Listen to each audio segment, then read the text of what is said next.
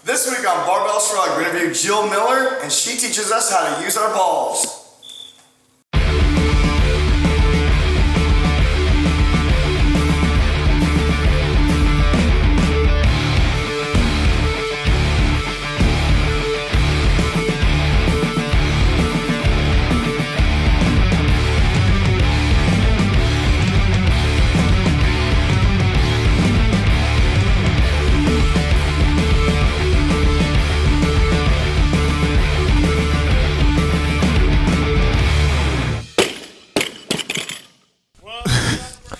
Welcome to Barbell Shrugged. I'm Mike Bledsoe here with Doug Larson and Chris Moore. Got CTP behind the camera. And we have our guest today, Jill Miller. You may know her as Yoga Tune-Up from her Instagram and Twitters. She wrote this book here called The Role Model. Yep. We first discovered you. I don't know about but I first discovered you when I was watching a creative live video you were doing with Kelly Starrett. And he was doing all this stuff about mobility, and then he brought you in, and you started talking about diaphragm and breathing, and I never even thought about that. Really, I mean, I thought about I'm like running. You know, you're trying to catch your breath between sprints. You put your hands over your head, and you're like, oh, you got to try to breathe deep, and you're told those things. But you started saying some things about diaphragm and breathing, where I was like, oh, I never really thought about it like that before, and you kind of brought up a lot of points. So I've been interested ever since. I'm glad. Yeah.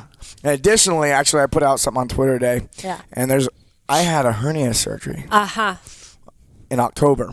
And I've had a lot of people hit me up after that. Like, I didn't know that was as common as it was because I constantly had people going, oh, I've got that too. I've got that too. I got that too. What do you do? And I was like, I don't know what you do. I'm trying to figure it out. But when I had the surgery, you sent me some balls. Yeah.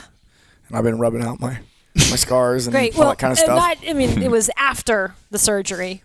Sure. After the surgery. Sure. The balls were not used for the surgery. I had them implanted in my abdomen. Put them in there. They lost the foam. They lost the needles. They're like, oh, and there's a yoga tune-up ball stuck in his abdomen too. That's odd. Yeah. So a lot of athletes and stuff, there's some things they can do to train their breathing. Yes. So they can recover in between workouts. They can recover better when they're asleep, maybe. Yes.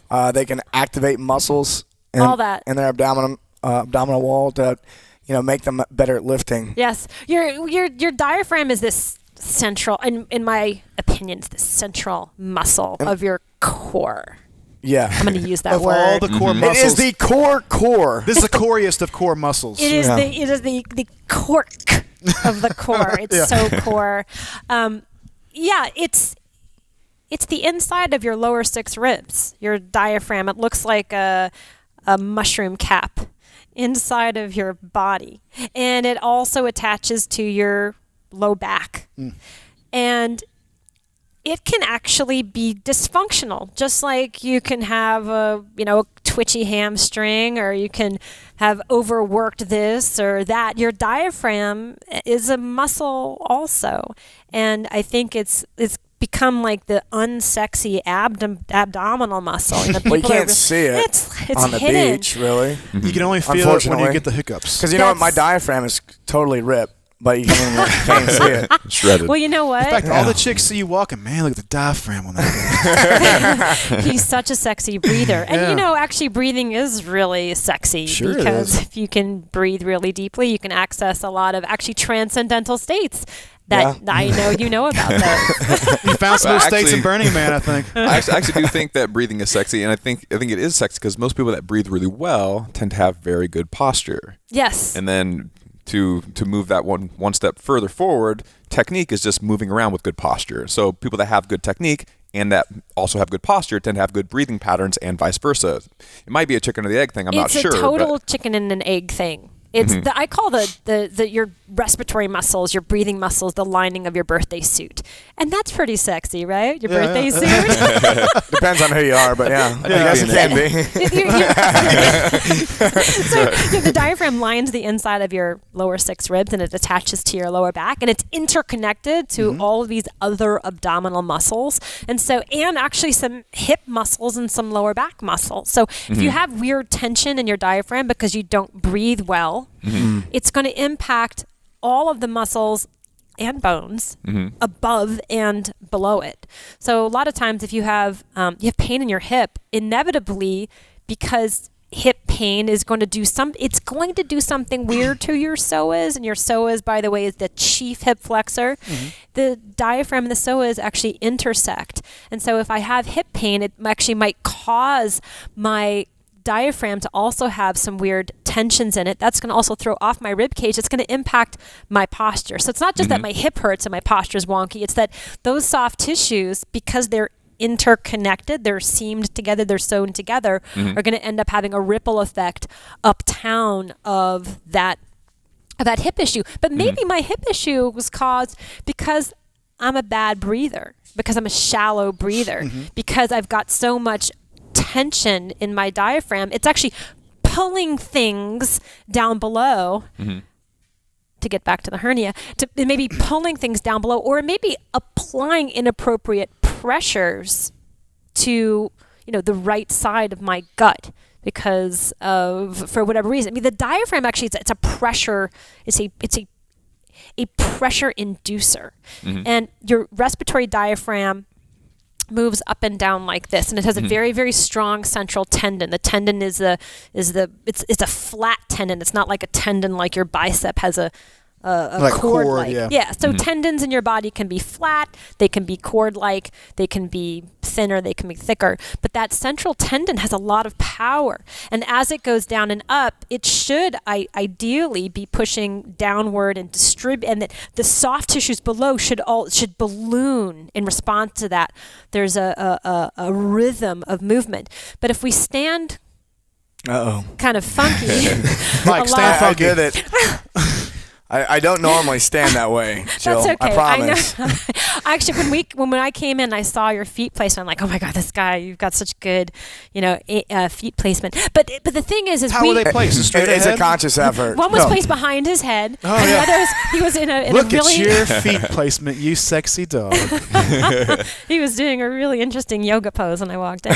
No, but if I stand off axis a lot, so right now I'm sort of thrusting my ribs off to the side, I'm twisting them out. So my diaphragm is actually going to angle out this way, and so it's going to makes sense. It's going to apply excessive and sort of inappropriate pressure constantly on the angle of pitch that it's So staying on street corner standing is not good. Street corner standing for the diaphragm. Supermodel standing. I guess rolled short position or slouching or anything that is not just a nice anatomical position or functional position. But you don't want to be like all uptight either, right? So I mean, you're fluid. Your body's fluid and it's moving. But I'm going to suggest that there might be, and for you it's probably microscopic because I know you're like totally in tune with your practice, with your Shockers. Yeah, there's hernias get caused. There's lots of reasons why you might get it in hernia, but this is one of the ideas. I went in and I had 3, which makes me think that it might not have been like a single instance. It was just something. Maybe I was genetically predispositioned to hernias or something like that. Yeah. And then we're genetic predisposed, and then we sort of maybe we're treading in a way that is actually exaggerating it. And it was your right side? I had a right inguinal, and then I went in for a consult. They found a left inguinal, and then went and they found one down below as well. Oh, wow. You're all jacked up. I was all jacked up. You're a medical miracle. Okay. Am I an anomaly? They went in, they put a little mesh all on the inside of me. Yeah. But this is So I actually looked. I was like, is surgery necessary? And I looked everywhere, and it sounded like surgery's the only way to go. And I've had people email me since because I posted the pictures of my insides on Instagram. And I have to go back through your Instagram I can show to see you. that. I've got before and after pictures. Yeah. So I got the before Disturbing. of no netting. Yeah. And then I have the polypropylene netting installed in there. So they went in like through the belly, like right below the belly button, and did all that. But they found 3, and I don't know. It took me a while to recover. It seems like it's all right now. It takes a while to recover, and what I'd suggest to anybody who's had abdominal surgeries, whether you have mesh put in there or polypropylene or stitches or whatever it is that you want to make sure that you keep once you've healed, you want to make sure that you keep the soft tissues that are involved with that healthy and hydrated and talked to. So Do you talk to your groin? More than you know. Yeah. Some really weird conversations. Well- His groin usually talks to him. Your groin talks to you, it Yeah. makes demands. a few years ago, I had a woman in one of my abdominal courses, and I teach a lot of soft tissue work in the gut area. People come to me with all manner of dysfunctional breathing. Yeah, we bring it up because this is a super common issue. Athletes, I think- elderly, everybody from walk of life has issues with this, with the core function and stability and everything. Yeah, I mean, and It's especially surprising. There's like a lot of high-level athletes. Yeah. that have whether this you're problem. pre-surgery, whether you don't need surgery or whether you've had surgery, it's a good idea to have some type of way of addressing the stiffness and or imbalances or just basic mapping of the abdominal tissues that are related to your breathing function. Because like I was saying, if you have so much tension in your abdomen that you're unable to take diaphragmatic breaths or abdominal breaths or breaths where your abdomen and actually your pelvic floor should expand like an inner tube, like your inner soft tissue inner tube. But a lot of times because of cultural conditioning or habit, we suck it in, we hold it in, we stiffen up in a disproportionate way to actually what's necessary for us to survive. Like when you're doing a deadlift, when you're doing like almost everything that you're doing in CrossFit, you need to create appropriate tension for the load that you're creating. Being able to both completely relax these tissues and also to contract them is the opposite end of the spectrum. You can't just keep There's contracting. some skill that's required to do that. Absolutely. Yeah. And then another thing, the skill to breathe right, but also there's going to be a lot of people who have, like I said, a hip flexor issue. And the classic thing is you feel a problem, you go, well, I got to fix this hip thing. Never knowing that the breath is even a thing to worry about, you'll rail away and do everything you can to try to improve the function of the hips, but meanwhile the source is somewhere else. Tight shoulders in the snatch, you keep working on your shoulders not knowing your ankles are tight. Right. Another example of that. Exactly. Well, this is the principle of the seam system. Your body's interconnected. Everything is interconnected. And so, so I've got a tight hip, but yes, I have a relationship. My hip has a soft tissue relationship to my breathing muscles, the lining of my birthday suit, that inner abdominal canister. So I want to be able to address the soft tissue's health by doing some type of maybe self-massage or really smart movement patterns, but sometimes I can't move well because there's so much stickiness and stiffness. So it needs to be addressed manually. So I need to either go and pay a lot of money to a clinician, or I can address it myself with some type of tool. Yeah. So it's a first tool, like the easiest thing. We always like to return like the biggest bang for buck thing you can do to make yourself perform better is that breathing. A proper. It costs you nothing. Yeah, the proper skill That's of the breathing. biggest bang for your buck. It's free. Yeah, so sleep and then breathe. You're getting a lot of progress. How do we breathe better? Like if I'm a lockdown, diaphragmatically dysfunctional power out there guy, whatever. I need help functioning better core in my breathing. Where do I start?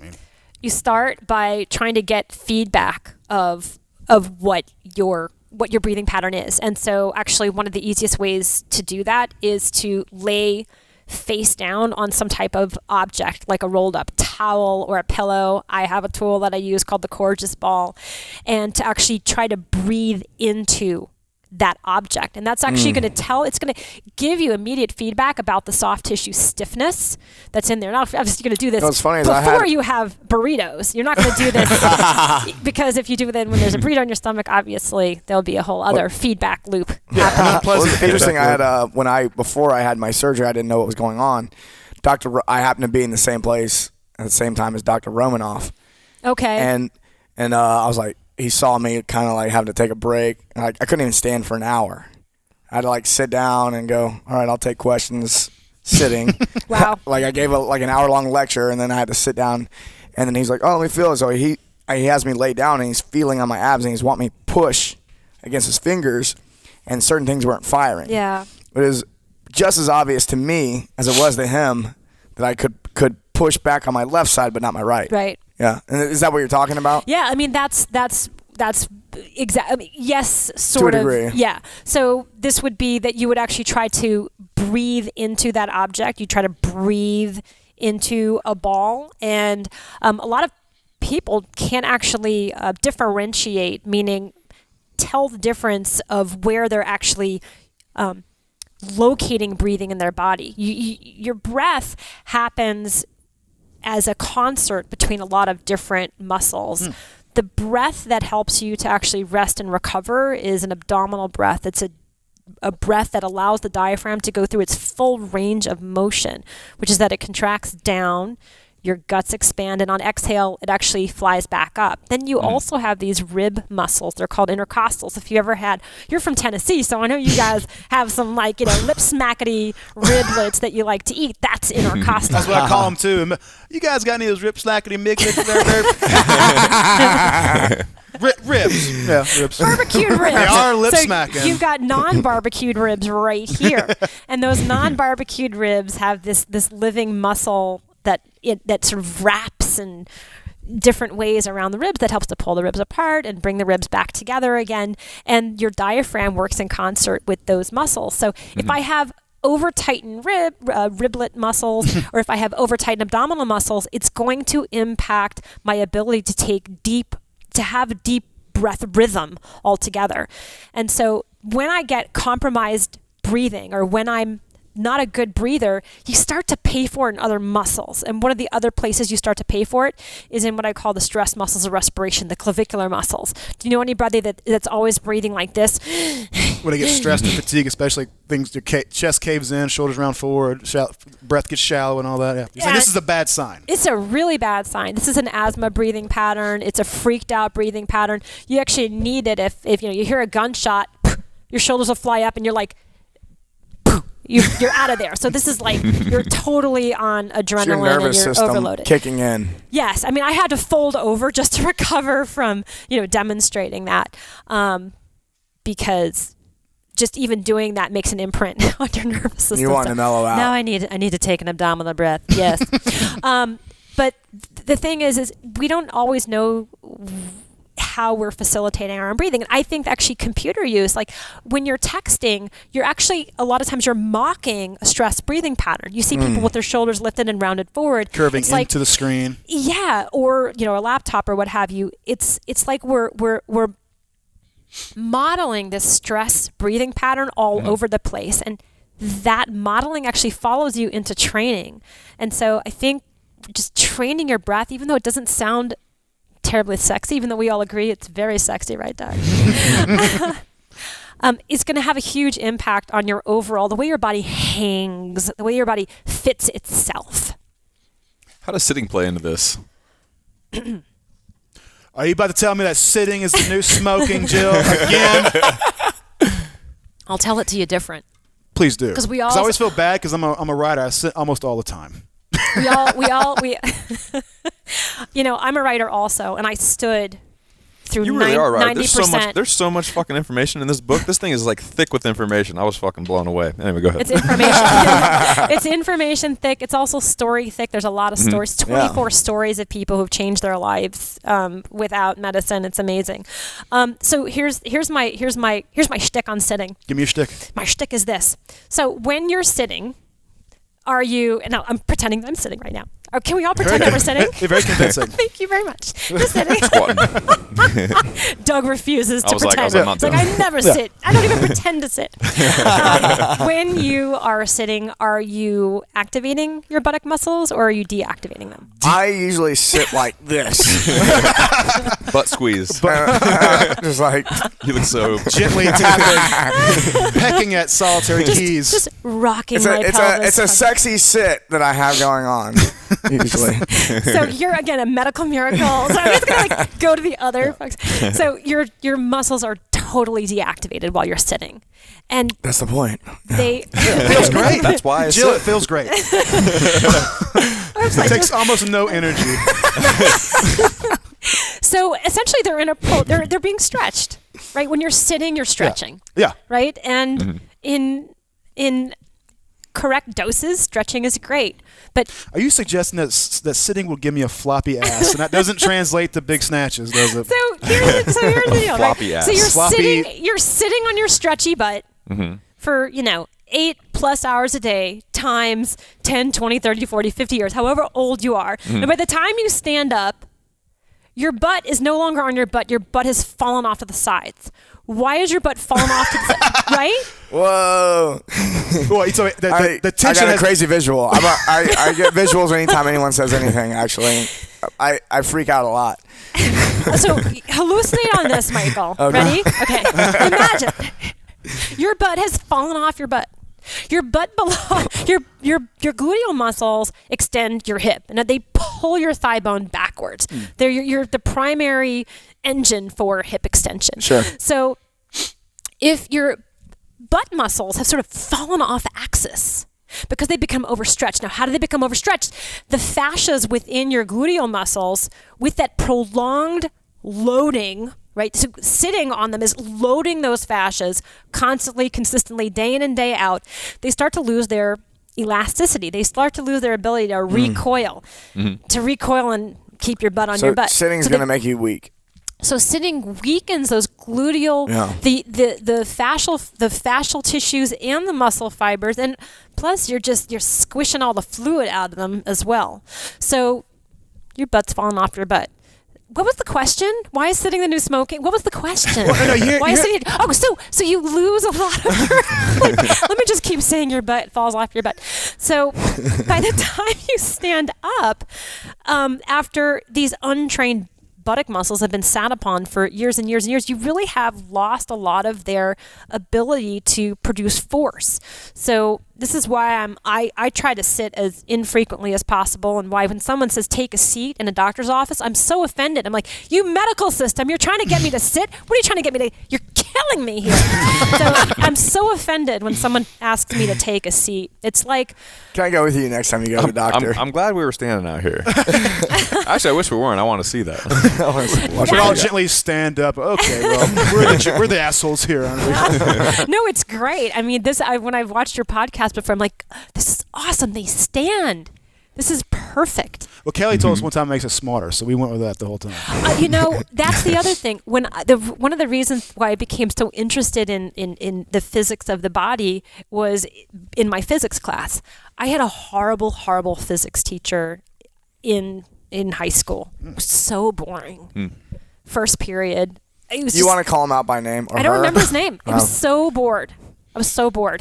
And then on the side I was reading some magazine, and I remember reading the Probably magazine. People, huh? Yeah. It was so horrible. It was a horrible 17 mag. It was like Cosmopolitan, 10 ways to keep a tight, force-producing ass for your boyfriend. Look,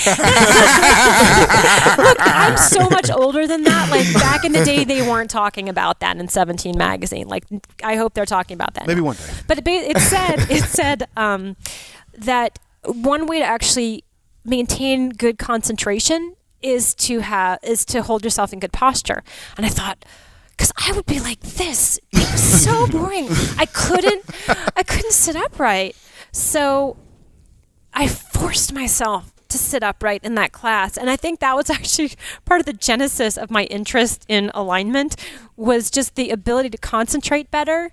And it translates into so many other spaces. Amy Cuddy talks about how excellent posture and sort of power positioning increases levels of testosterone in your body. It actually gives you more physiological authority. It starts this whole chemical cascade in your body. TED talk on this, on testosterone, just posture and attitude, how it affects and primates. Yeah. And poor posture increases cortisol in your body. So it's like, fuck that. I don't want any more cortisol in my life. I got enough stress. So I'm like, I'm going to stand upright. That'd be better.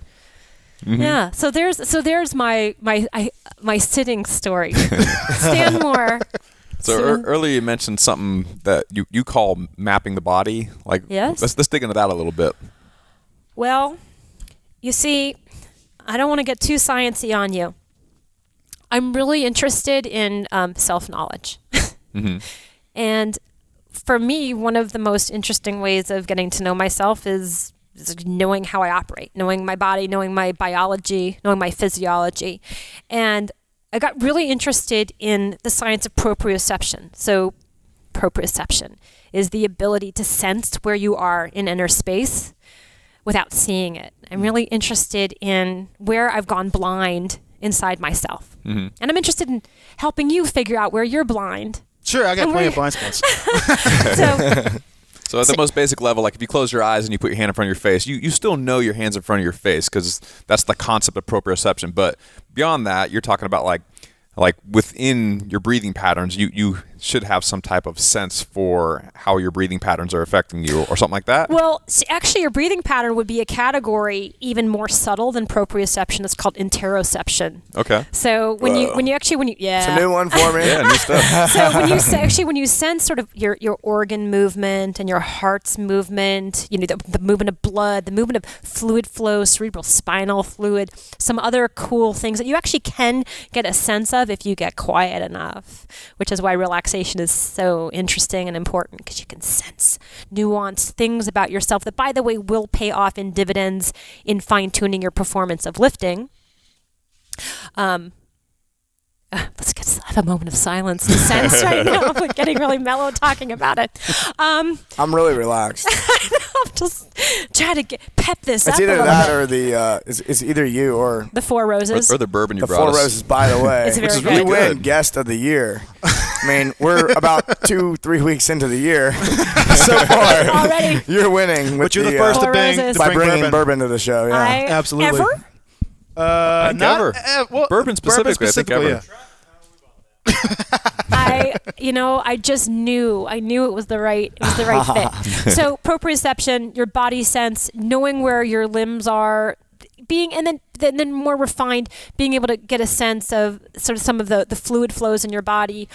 But you have these nerve endings, these proprioceptive nerve endings, littered all throughout different soft tissue layers in your body throughout your different fascias, and it's actually possible to improve your body sense.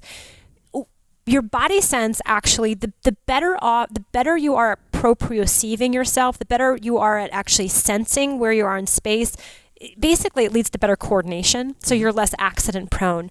But also, improving proprioception diminishes pain. And it's a really, really cool relationship. There's an inverse relationship to pain and body sense. And I go over this a lot in the science chapter in my book. There is the science chapter in my book. Even though we're talking a lot of science altogether, there's only one chapter in the book that's science. The rest of it is It's yoga stuff. No, Don't it's worry, not. man. There's no I'm just yoga. kidding. That's so mean of you. But there are some pictures of me in a onesie doing some really outrageous yoga poses, but it's not a yoga book. You had the chops. In case anybody's judging you. I'm just joking, by the way. I'm joking because I knew that would about get you fired up. It's about balls, not yoga, sir. About balls. It is about balls. A lot of balls. Spent way too much time up north, northeast. With that accent. Balls. The balls. That's what he's referring to. I married a Jersey boy. Oh, did you? Yeah. Oh, there you go. Okay. I I'm didn't from know the that. South, but I married a Jersey boy. Yeah, a Jersey man. There you go. There you go. There you go. He's at home going, what the hell? He's got his balls. He's fine. What are we talking about? So we talked about a lot of kind of intangible topics like proprioception and Intangible. Yeah. Close your eyes, put your finger on your nose after you've drunk my bourbon, and you know that's proprioception. It's your anatomical sobriety test, sir.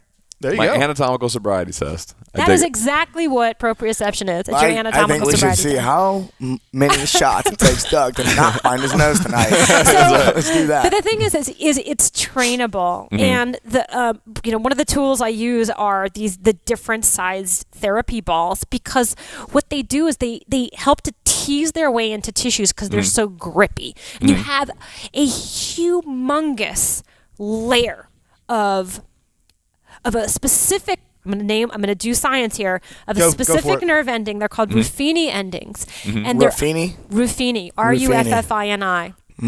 It's like pasta. Not rotini, but Ruffini. Ruffini. Not Rafiki. Oh, shoot. I hear where you're going now. What's in this drink? That's what I was thinking. Okay. So, something about... Okay. The There we Ruffini go. nerve The endings. The nerve endings. I'm so cold. You can like see the my skin is getting whiter by the moment. So deep in your fatty layer, so you have skin. Your body is many. Think of the body as many layers. You have your skin. Underneath your skin, you have a superficial fascia, which most people just call your body fat, right? Mm-hmm. And at the very base of this fatty layer is a membranous layer. A thin membranous layer, sometimes it's 2 layers, sometimes it's 3 layers, where there's a tremendous amount of slide. In fact, if you pinch your forearm or your stomach right now and you try to move it to the right or the left. I can't pinch anything on my stomach. Well, how about your forearm? Not even there. I'm so yeah. Sure, There's a little bit there. So you have a tremendous amount of soft tissue mobility right there. Mm-hmm. And this isn't this membranous zone. This is this transition layer between the fat and what's called your deep fascia or your fascia profunda. That's the sort of duct tape fascia. But in this membranous layer, this transition zone between the fatty layer and the deep fascia are an abundance of these Ruffini endings. And when you take a ball and pin it to your skin and twist or swizzle the fatty layer, and then you move that fatty layer, it excites these Ruffini endings. And the Ruffini endings then tell your brain more about that location. And they also tell your brain to relax. So mapping yourself with the therapy balls that I use both helps you to improve your mapping, but at the same time, it turns on your off switch. It helps to downregulate you. Improves like proprioception and relaxation. Yep. So you get to make you a better athlete. Yes. Yes. I mean, that's what we're getting Michael. to. Yeah. Those are like 2 very huge things that you can achieve with just balls. I find that fascinating. Well, it's fascinating. So It's by fascinating. mapping yourself, you're saying that you should just do a lot of soft tissue work with these balls with all the methods you outline in your book, or you're trying to find the specific places you need to do soft tissue work and you show people how to find those places, or? Yes, so both. So you may actually have pain and dysfunction in certain areas, and you may need to do some regular work to help unstiffen, bring hydration, bring mobility, to alleviate adhesions or scar tissue or dysfunction in those tissues, and you can use the balls to do that. But there's also places on your body where it just feels good to roll. Like it doesn't have to hurt to work, because getting those soft tissues hi. Your eyes just sparked up. You're like, I don't want it to hurt to work. I actually like pain a little bit. You do. Yeah. Then there's Only that. in the bedroom. So getting your body, getting familiar with the textures and the different places in your body will also help you to improve your mapping, your overall mapping. So inevitably this translates into performance, because you know your way around the inside of your body, just like you know the way around the map of your city. I mean, most people can find their way through the streets and alleys of their city much better than they can find their way around their own body. That's one part I like good about your book, but you have a section. You have a section in there about how to locate key landmarks on your own body, which I don't think is a thing commonly. People get on these balls commonly with rollers, and they just roll around looking for tight spots and mash it out, but with no understanding of what maybe the purpose is, other than just rolling around. Yeah, I mean, I think that I don't ever want to scare anybody. Like, you can just stick a ball in different areas of your body and you can get some really great work done. But I think eventually when you start to feel like, wait a minute, I don't have pain anymore, how did that happen? You might be interested in actually looking at how things are interconnected, learning a little bit more about the bony structures and the soft tissue structures and how they interrelate. I really hope to entice people to get to know their bodies better in that manner. So there's a couple things.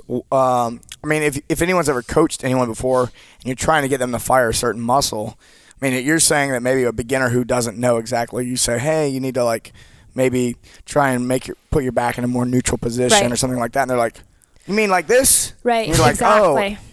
And it's like, if you just have them do some ball work, that might actually help, build that proprioception where they can actually tune in. So it might not be like we just need to do more squatting. Exactly. We might need to pull the balls out. Then this is actually how I came to do this work. Is I had a teacher since I was 19. His name is Glenn Black. He's my yoga mentor, and he would hate that I even use the word yoga now because he just teaches human movement, as do I. We just happen to have come from the yoga space and meditation space, soft tissue space, and he's sort of a recluse. He doesn't really like people to talk about him, and we're talking about you, buddy. He'll call me at 3 a.m. and say, "Why aren't you meditating?" He's like, "Really? It's because I'm meditating." Exactly. Why did I answer the phone? Unconsciously. It's a very old. Like I've known him for more than 20 years, and we would be practicing and doing yoga, and he would be disgusted with how we were performing poses, with how we were doing movement, and he would throw us on the ground and start doing manual therapy on us so that we could feel the body parts that he wanted us to activate in any given pose. And then he would make us do the same body work on each other so that we could translate the felt experience of him touching us to be able to apply it to somebody else, so that it wasn't just a fluke of him working on us, but that we were working on each other. Yeah. And then, by the way, that awakened all those proprioceptors. You're able to sense where you were in space, and your asana or your yoga pose was better. So when I started to teach my work, initially I was just teaching yoga, or I was teaching dance as well. And the same thing, I would see my students doing movements, and I thought, oh my God, this is a train wreck. This is horrible. Oh, I don't want you to see me move now. How? You're just going to get like a stick out and start hitting me. No, just a ball. Or just throw balls at me. I'll throw balls at you, exactly. Well, actually, I'll have you throw balls at yourself. I'm really good at helping to cue you into cluing into your own body, because that's actually where the change happens. It's not that I'm doing something to you, it's that you do something to you. Right. And so I use human language. I don't use like special cue sets. I try to talk to the context of who you are, and you're a CrossFit person, so I would use your language as best I could to help handstand push-ups and all. Reach into your armpit pit with a ball or with a hand or whatever to help you to locate those tissues so that you could eliminate unconscious tension in them, maybe address any dysfunction in this trigger point or what have you. Nowhere to go to treat it, to roll out the issue. To roll out the issue, to touch the issue, doesn't have to hurt to work, whatever. Breathe, maybe it's going to help you breathe better. And then voila, you're going to move better. I see it all the time. That's what happened in my classrooms, and that's what's still happening all over the globe. And I've got one more question. Go ahead. I've got one more question. We need to take a break. You said that an increase in proprioception is a decrease in pain earlier. Yes. But I don't feel like we covered that. Yes. Can you explain that? Yes. So your nerves, you have lots of nerves that fit into sort of a big nerve cord. What was I doing there? I'm playing trombone. All right. Okay. That's not what I was thinking of. Exactly. Well, I'm just deflecting. So there's a story in my book of truly an athlete. His name is Eric, who has a genetic disease, a genetic peripheral neuropathy. Now, peripheral neuropathy is a nerve disease that affects the limbs, and what happens in this disease, called Charcot-Marie tooth disease, is all of the nerves in your limbs become unmyelinated. They lose their protective sheath. This is a bad thing. It's a very bad thing. So instead of being able to fire muscles or to be able to actually sense where you are in space, all these nerves become our pain signals. All you're getting is pain. So a lot of these people with Charcot-Marie tooth, they have to be on a lot of pain medication to be able to survive. Over the course of working with Eric I've worked with him for 8 years now, but when I first started working with him, he wore ski boots basically to help him walk because he had no motor control of his ankles. He couldn't feel the bottoms of his feet. He couldn't button his shirt. He couldn't pick up a penny. Wow. And his doctor said, you'll never be able to sense the bottom of your feet. And he sent to me for actually stress reduction. That's why he first came to me. And I handed him a pair of therapy balls. Anyway, long story short, very long story. He was on the highest dose of fentanyl that's legal. Now, fentanyl is 100 times more potent than heroin. It's the Sounds like a party. It's 100 horrible. times better than regular heroin. Go on, sorry. You have to have a lot of. She's like, it's the opposite of a party. It's the opposite of a It's party. fucking terrible. But That was a anyway, joke. over the course of working with him over the first about 5 years, he got off of fentanyl completely because of that the overtime conversion change between awakening his proprioception, ultimately tamped down his pain perception. So he was having pain even though there wasn't necessarily pain in the soft tissue. Right. He was there wasn't damage. It was just pain. Exactly. So this is the story that exemplifies that relationship. And now, by the way, he wears minimus shoes. Oh, wow. He's out of the leg braces that he laces himself with his wonderful opposable thumbs, and he can button his shirt. He's lost 60 pounds. He's off of so many medications. The list of medications was insane, and that was never his goal. His goal was never like, I want to get off of medication. Right. He just was sent to me for stress reduction, and there's been all these other changes. But his story really exemplifies the shift between somebody who now actually has a tremendous amount of body sense, whereas he had no body sense before. He constantly fell, and is in a lot less pain and on much lower doses of medications that have horrible side effects and ramifications for the rest of your life. I mean, balls don't have bad side effects. We could all agree on that. We're gonna cut that we're out all of in this agreement. episode somehow. Yeah. All right, let's take a break real quick. When we come back, we're going to talk about the fascinating world of fascia. All right, welcome back to Technique Quad. Today we're talking about barbell glute bridges. So like I said, we're going to talk about barbell glute bridges today, and really we're going to talk about a progression for all types of glute bridges. So first, if you don't know what a barbell glute bridge is, or just what a glute bridge in general is, it looks like this. You set a bar on your hips, grab wherever, then you're just squeezing your butt and pushing your hips to the sky with your ribs down, and you're just doing reps like this.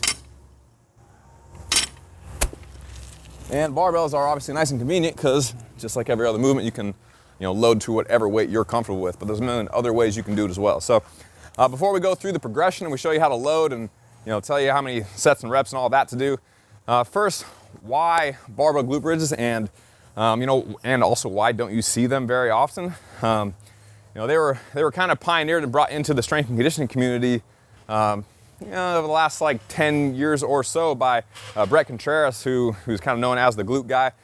Follow him on social media and whatnot if you haven't seen his stuff. He's very smart. Hope to get him on the show one of these days, actually. A very smart guy, and he kind of pioneered terminal hip extension and a lot of these kind of glute dominant exercises and a whole bunch of other stuff too. Great dude, very smart, but glute bridges is one of the main things that really stuck in the world of strength and conditioning, in the world of performance through a lot of his work. So it's not common in the CrossFit world yet. It's kind of sneaking its way in since CrossFit's kind of trailing strength and conditioning, or good strength and conditioning anyway, a little bit. So it's working its way in right now, especially for the competitive athletes because they're trying it out and they're seeing a lot of value in it. So the reason it's valuable is a lot of people tend to be especially when you're coming out of either a bad strength and conditioning program or no strength and conditioning program, you tend to be a very a quad dominant athlete. It means you use your quads probably more than you use your hips, muted hip function or weak glutes or whatever you want to say. A lot of people have that problem where they got flat asses and big quads, right? So if you got a profile, you got no ass and big quads, this is probably you. So if you have a big ass, doesn't mean that your ass is working, but it's a good sign that at least it's doing something. So as far as what your glutes are going to be doing while you're moving, generally, if I'm very bent over and I'm bending at the hip, down here when you feel that stretch in your hamstrings, if I'm doing an RDL or something, right here, that big stretch in my hamstrings have a good mechanical advantage to kind of pull me back up. But once I get up here, now my glutes are starting to take over the bulk of the part that is going to finish this movement. So as I squeeze my glutes, they're going to pull me through the end of my range of motion. That's called terminal hip extension. And then also something that people don't talk about is that they're also going to help me hyperextend my hip, where it's kind of pulling my hip past neutral and all the way, as far as it can possibly go. So if you think about running or especially sprinting, where I'm cycling through and then I'm coming here, my hip is hyperextended and then I cycle back through. Being able to, still produce force once I contact the ground and then pull myself all the way through.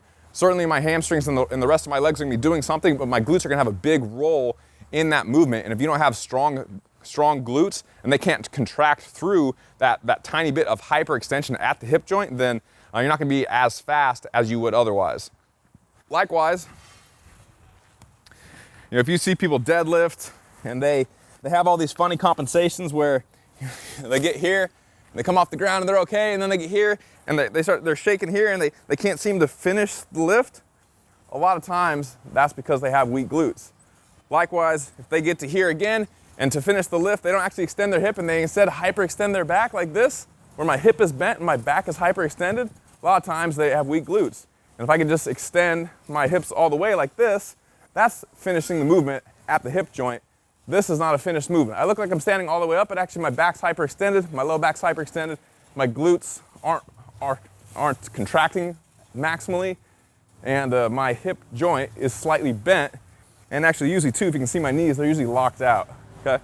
So if I can soften my knee, just make it straight rather than locked out, squeeze my glutes, pull my ribs down, pull my shoulders back. Now I'm standing all the way straight up, and I'm in a good solid position. My back's not at risk, and I have actually completed the movement.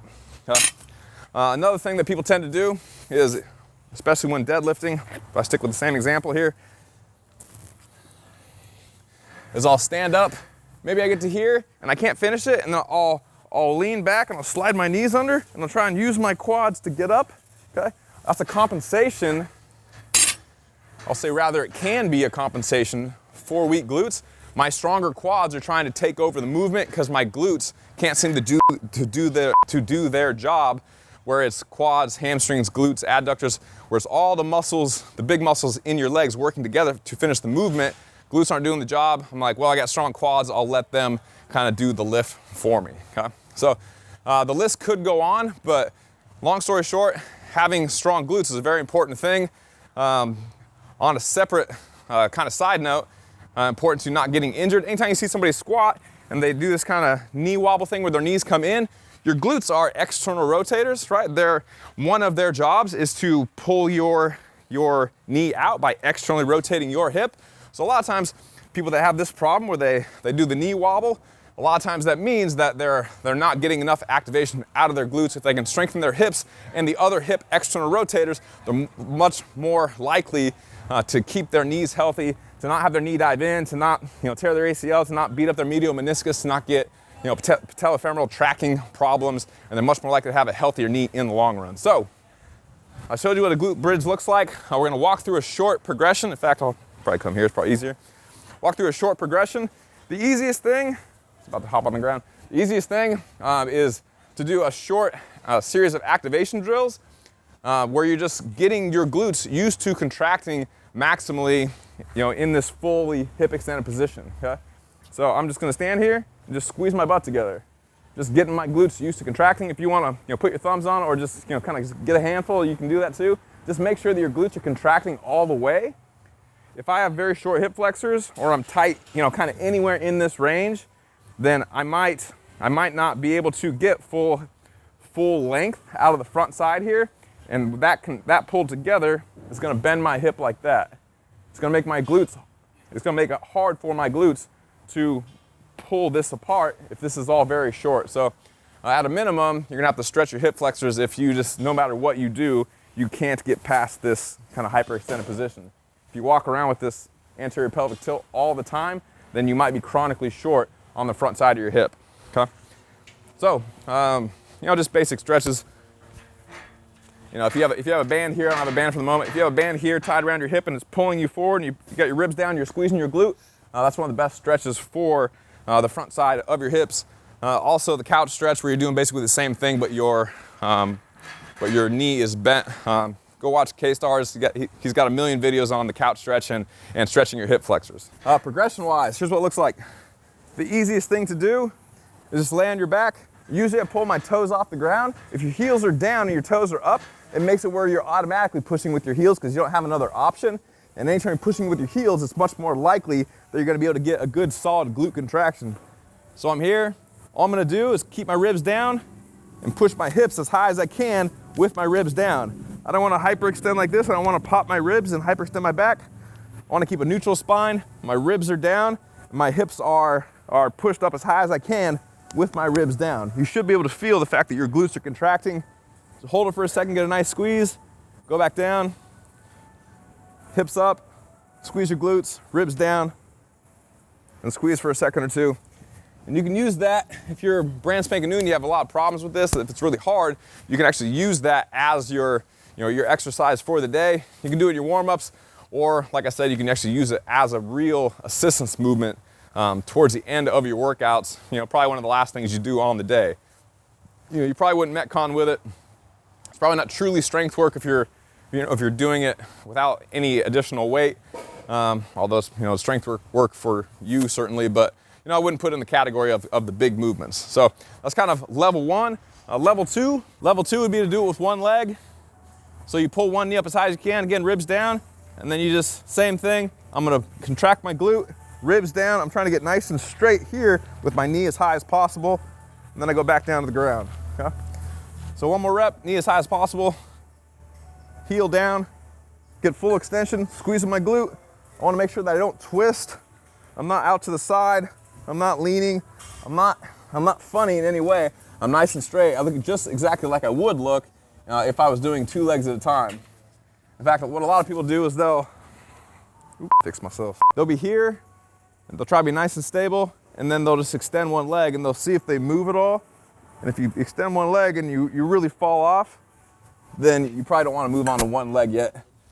You can stick with 2 legs until you get a little bit stronger. Huh? So that's 2 variations that are just body weight only, and then you can start loading it after that. Obviously the best way is probably with a barbell, but if you don't want to do a barbell yet, or some people think it kind of just doesn't feel that great, you can use a plate or a kettlebell or whatever you're comfortable with. But kettlebell's easy. You can basically just set right on your stomach as long as it's not too heavy, obviously. And then same thing, you're just gonna push up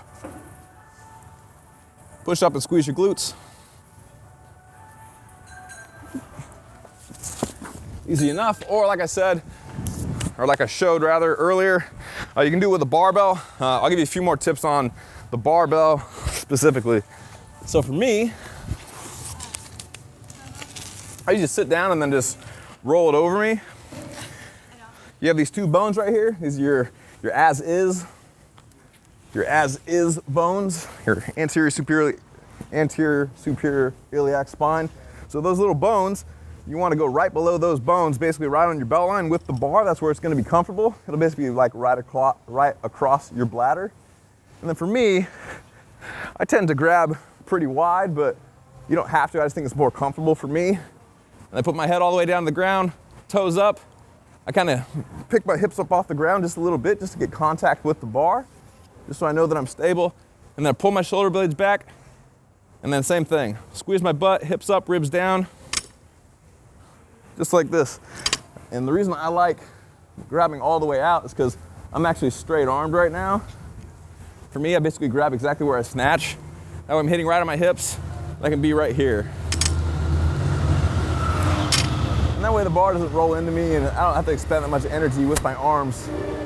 And chances are it wouldn't roll into me anyway, but that seems to be what's most comfortable for me. So you're welcome to try that. As far as how much to do of glute bridges, there's no magic number to it, but for the most part, it's an assistance movement. You'll probably do it towards the end of your workouts, or at least towards the end of your strength session. So, standard, 2 to 4 sets, 8 to 20 reps, something like that would be totally fine.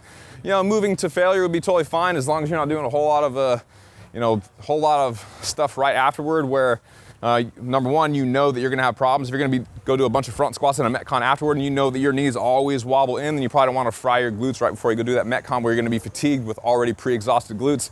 That's not a very good idea. So if you have trouble with this, do some glute activation in your warm-up, do some glute strengthening towards the end of your workout, and then along with that, as your glutes get stronger, obviously, try to focus more on getting a very strong glute contraction on your primary movements like your deadlifts, your front squats, your back squats, your box squats, et cetera, et cetera. That way you can get good at this newfound strength, when it matters on the movements that you're going to do, in a competition or just where you're trying to set a PR on anything that matters to you. One last final point, if you're a person that has knee trouble or even back trouble, or maybe you break a toe or you sprain an ankle or something like that, this is also a great movement to do to make sure that you're still getting a lot of quality work done for your hips while you're rehabbing something that has given you trouble.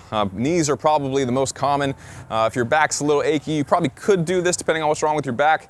Just depends on how your back feels, but it's worth trying out. If it hurts your back, obviously don't do it.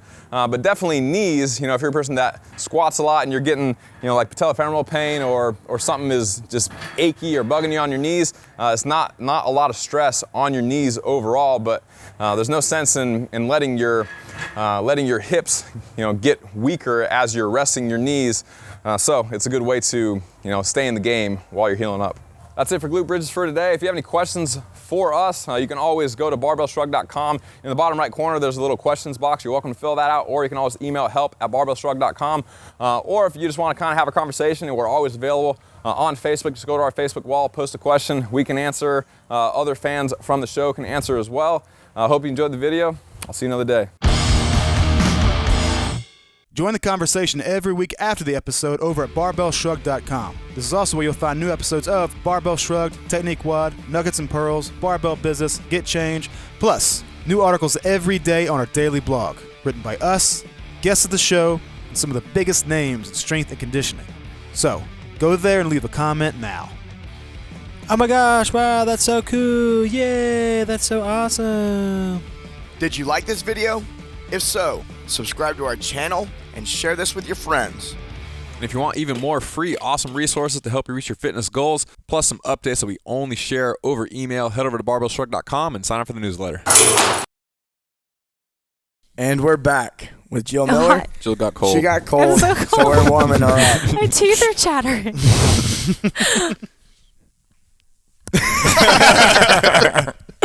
All right, so we're going to talk about fascia, which a lot of people just kind of, it's just left out of the conversation. Fascia is just not brought up as much as it probably should be. It doesn't get enough respect. I'll say that. Let's give it some respect. So I think it'd be really helpful just for your listeners to understand, fascia is the soft tissue scaffolding of your body. It's what your muscle cells rely on to sort of help create themselves. So everything in your body is interconnected with this soft tissue seam system. And you can actually prove it to yourself like right away that everything is interconnected by doing something simple like try to do a forward bend, touch your toes. This is like the classic thing. You do a little forward bend, try to touch your toes. You're going to feel restriction in your hamstrings. Sure. Probably you're going to feel restriction probably behind your knees. Oh, isn't that fascinating? And then Never done that before. And then roll one foot on top of any ball. Doesn't have to be my ball. It can be any ball or any object. Do it for like 2 or 3 minutes, and then fold forward again, and you will be astonished that you have less tension in the back of that leg, and that you seem to like you can bend forward deeper on that side. And so if you're in the military and you have to do that silly sit and reach test every 6 months, just roll out your damn feet before you go in. Totally. You'll have an astonishing change. It's like the most retarded fitness test ever. But anyway, thank you very much. Just validating your point. No. This is why I presented at the Fascia Research Congress. Everything you just said no is retarded. problem. No, We're not, Well, what I'm saying is like it's a bad test for military fitness. Because you can game it or you can trick whatever. It. Yeah. All right.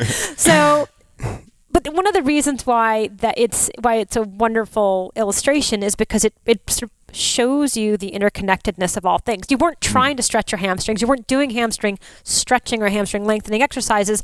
You massage the foot, but it sent mechanical signals literally upstream through that side of the body. And by the way, it was also talking to your brain and helping to sort of unkink some of the muscle bracing going on upstream of it. And that helped you to have more perceived length in that moment.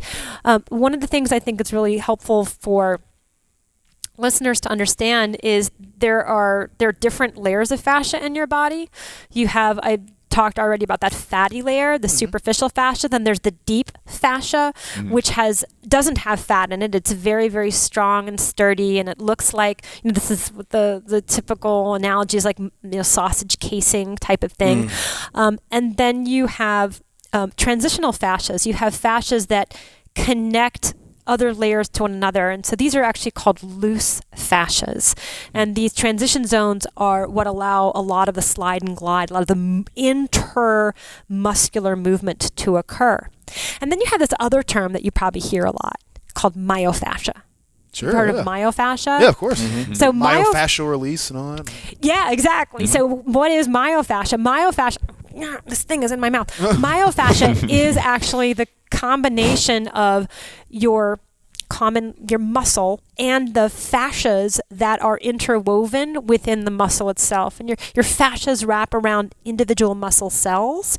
It also wraps around bundles of muscle cells. It's called a fascicle. You might be familiar with fascicles, and then bundles of muscle fascicles end up being a muscle. But you have fascias wrapping and wrapping and wrapping and wrapping. So let's do something together to help illustrate that, because I think this is going to help everybody. Come over here. I need warm big men next to me. So this is going to be fascia for you, and I'm going to take, mine's all crinkly, but I'll do the crinkly fascia, and this is for you, and then this is the toughest one. So you're actually going to be deep fascia. I'm deep. Excellent. Okay, so you're going to come in last. The three of us, we're going to create a rectus femoris. So we're going to create a quadricep, one of the four quadricep muscles, the one that's right on top. So each of your fingers are muscle cells. Okay. Mm-hmm. Sorry, iTunes listeners. Oh shit! Yeah. So we're holding all of us are holding 5 fingers up. Well, me. You got to go to the video, folks. Doug, Just Michael, go to and I. barbellshrugged.com. Click the video. You know the drill by now if you're a listener. You know the drill. Are holding up 5 fingers. So these are individual muscle cells, and each one of your muscle cells is actually shrouded in fascia. It's in a fine filament of connective tissue, and at this level, it's actually called endomysium. In the book, I illustrate this with an orange. It's really clear in the book. Then muscle cells are further wrapped by additional fascia. So we're going to wrap the thing around all 5 of our fingers. And so those wrapped muscle cells are now wrapped. Come on, Michael. Get your fingers wrapped. Do I got to put them together? Yeah. Well, this is really confusing. It's really difficult. This is like My mother calls me Michael. lady weaving. Have I keep calling you Michael? It's okay. It's just interesting. It's the cold. Can I call you Douglas? No one calls me Douglas. I will not call Not you even Douglas. my mom. Wait, no, Chris, you don't rap. You're special. Okay, I'll wait for my deepness. You're to going to wait for your emerge. deepness to show up. Christopher. All right. So this is now a fascicle. Each one of us has fascicles. Fascicle. Yeah, covered in its own fascia. Got it. So there's muscle cells in here covered in fascia. So let's bring our fascicles together. Okay. And then when fascicles come together, they're wrapped in more fascia. And so we can maypole the fascia. These are, elastobands. So now we basically have what's known as This a reminds muscle. me of an exercise, a workshop we did at Burning Man. These are Mardi Gras colors. You're in naked, case though. Yeah. I just want you to know I'm originally from New Orleans, so this is my Mardi Gras moment. And then we have deep fascia. This is my time to shine. This is your time. So this is the toughest fascia. So then this So I'm surrounds. assuming you want me to wrap this all around to create a secure bundle. So this would be the sort of sausagey moment. Oh, yeah. The sausagey moment. Sausage I'm and learning balls. about fascia, and I'm also getting terribly hungry now. A lot of sausage talk. Okay, so I say we're very nice. We're building a rectus femoris, right? So we're building a quad muscle. So let's put And this. becoming better friends, I might add. Thank you. That's right. Let's put this down on my quad. Thank you. You're going to break me. Now, aren't you a martial artist? You can weave your way out of this. So all of the fascias that are wrapping around the muscle cells and the fascicles and the fascia that's wrapping those fascicles together, plus the deep fascia, all of those soft tissues, the muscle protein ends, right? Your rectus femoris ends, but the soft tissues that were a part of that, they don't end. They actually tether their way to the kneecap and transition to attach onto just below, they become the patellar tendon. Does that make sense? Yeah. And then that patellar tendon, so if I pull all this stuff out, and I actually can't because you guys are holding on really tight, but so all those swirl together, all of those fascias become the tendon, right? They okay. And then the next protein structure surrounded by additional fascias is the anterior tib there, and we've got stuff going down on the other side, and so on and so on. So this is the principle of the interconnected body. So your fascias are helping to connect one structure to the next, to the next, to the next. That was like the best explanation of fascia I've ever seen. Had I gotten that in school, I might have passed. I mean, I passed. I might have. That's a joke. You're very intelligent. When I think of you, I think academic. So this is why when you place the ball in your abdomen, your shoulder stuff might resolve. Because of the way things are strung together. Or why if you put the ball in your abdomen, your inner thigh, this weird twitch in your inner thigh might be resolved because of this interconnectivity. CPB's losing it. Man. He can't stop laughing. He's got like tears coming down his face. Oh boy! Something must have really happened that was funny that we all missed. You at home probably are loving it. That's the definition of comedic genius. You just fucking totally wrecked the cameraman with something you didn't even realize you were doing. You're so talented. It's always funny when you're talking with big boys and balls. That's the thing. That's your edit point. Yeah.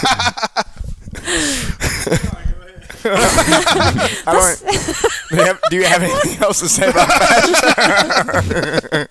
It's all interconnected, Mike. It's all interconnected. I got it. You have like universal fascia stuff going on. So it's all interconnected. You provide soft tissue tools for people to help them do what with their fascia?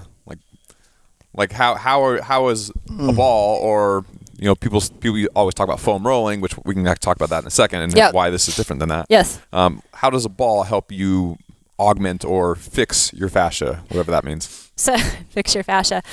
So this is going to help to influence motion, stretch, rehydration, body sense in not only your fascia, because you're not just poking fascia, you're getting everything. When a ball is rolling, it's rolling onto your myofascia, right? The muscle that's stiff, or the muscle that's not working well with its neighbors. Or say you've got scar tissue that you need resolution in. The scar is not just on the surface, it's going all the way down to the deep. And if you've got these unresolved tensioners in any area, because of the interconnectivity, it's going to actually throw off kilter everything that's interconnected to it. So that's why it's a seam system. You pull on one thread in your sweater or your sock, everything else sort of vaults toward it. So you want to try to resolve and create as much body harmony as possible altogether. So areas where you're feeling constant tension, like for example, a lot of people have a ton of tension in their upper traps, right? And you're like, yeah, I used to. And then I started, I put some balls on my shoulders. It's gone. But one of the reasons, there's many reasons why we'd have a lot of tension in our upper traps, that forward head position, the constant forward load, everything is in front of us, so our shoulders are constantly being asked to grasp in front of us. And because of that constant grasping, these tissues get longer, these tissues get constantly shorter. You're doing too many push-ups in your life. Might have done a few too many. So the soft tissues in front are adapting to become shorter because your body adapts to your body's an adaptation machine. It likes to adapt to stress, whether positive or negative. So if you've got a lot of unsurmountable stress that's pulling you forward in life, the tissues behind you are getting longer, right?